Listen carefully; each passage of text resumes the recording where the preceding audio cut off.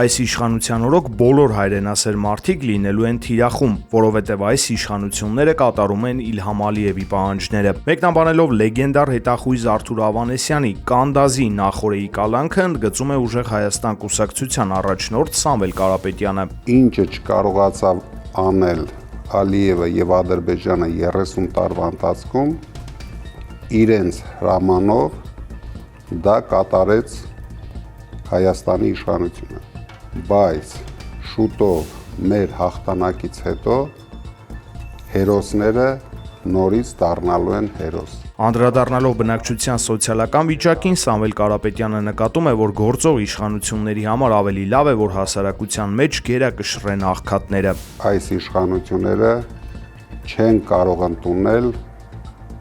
նորմալ ապրող մարդկանց։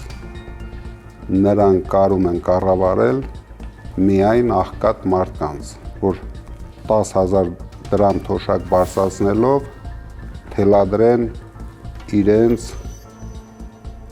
ոչ հայրենանվեր բոլոր խոսույթները։ Ազգային բարերարը նաև անդրադարձել է Նիկոլ Փաշինյանի եւ Իլհամ Ալիևի վերջերս ստացած Գերնիկա մրցանակին խաղաղության հաստատման ուղղությամբ գործադրած ջանքերի համար։ Ըստ նրա դա դրսից կառավարման յուրատեսակ ձև է։ Հանձնելով այդպիսի մրցանակներ, նրանք թելադրում են իրենց պայմանները։ Դա թաքնված կաշառքի ձև է, նշել է Կարապետյանը։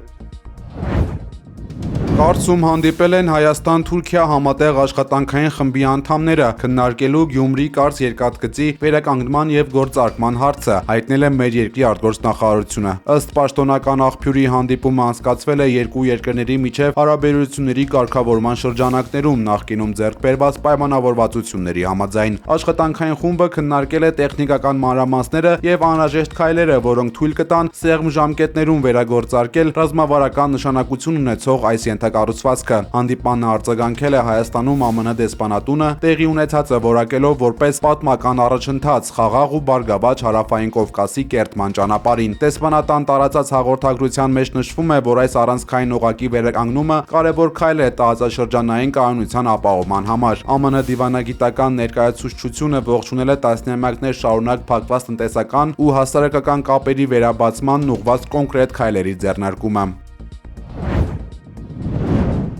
Ռուսական կողմը հայկական երկաթգծի կոնցեսիոն իրավունքներից հրաժարվելու եւ այն երրորդ կողմին փոխանցելու համար սահմանել է $250 միլիոն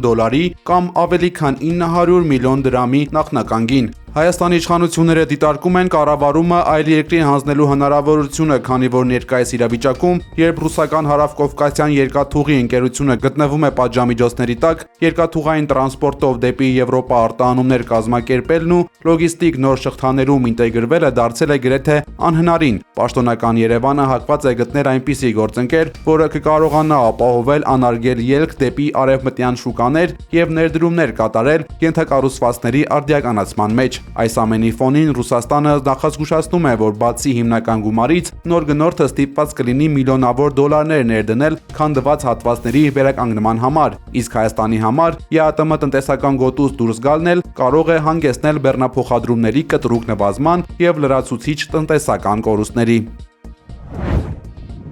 Իսրայելը օդային հարվածներ է հասցրել Լիբանանի Ջեբջիթ քաղաքին, մասնավորապես թիրախավորվում են Հեզբոլլահի ենթակառուցվածքները։ Իսրայելի պաշտպանության բանակը հայտարարել է, թե հայտնաբերել եւ ոչնչացրել են խմբավորման երկու խոշոր ստորգետնյա թունելներ։ Իրենց զինվորները թունելների ներսում հայտնաբերել են զենքեր, ջրի բակեր եւ սարքավորումներ, որոնք նախատեսված են եղել երկարատև մնալու համար։ Նաեւ հայտնել են, որ թունելներն օգտագործել են Հեզբոլլահի անդամներին տեղավորելու համար, իսկ մեկ թունելում եղել է մոտ 10 քնելու սենյակ։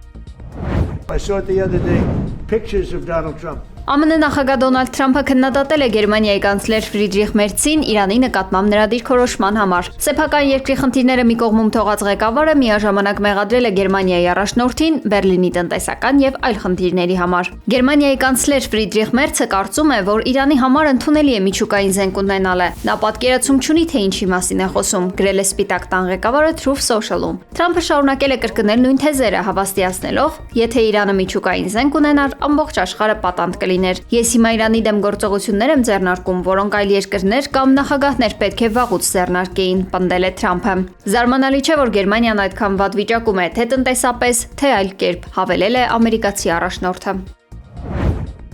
Իրանը ԱՄՆ-ին խնդրել է հնարավորինս շուտ բացել Հորմուզի նեղուցը, մինչև իրենք փորձում են հստակեցնել իշխանության հետ կապված վիճակը։ Հայտնել է ԱՄՆ նախագահ Դոնալդ Թրամփը եւ նշել, որ իսլամական պետությունը, ինչպես իրեն հայտնել են երկրից, գտնվում է փլուզման եզրին։ Զուգահեռաբար Համաշխարհային բանկը հայտարարել է, որ եթե Մերձավոր Արևելքում պատերազմով պայմանավորված մատակարարման լուրջ խափանումներն ավարտվեն մայիսին, ապա 2026 թվականին էներգակիրների գները կբարձրանան 24%-ով, հասնելով ամենաբարձր մակարդակին 4 տարի առաջ մեկնարկած ռուս-ուկրաինական պատերազմից հետո։ Կառույցը նաև նշել է, որ հումքի գները կարող են ավելի աճել, եթե տարածաշրջանում ռազմական գործողությունները սրվեն, իսկ մատակարարման ընդհատումները տևեն սպասվածից ավելի երկար։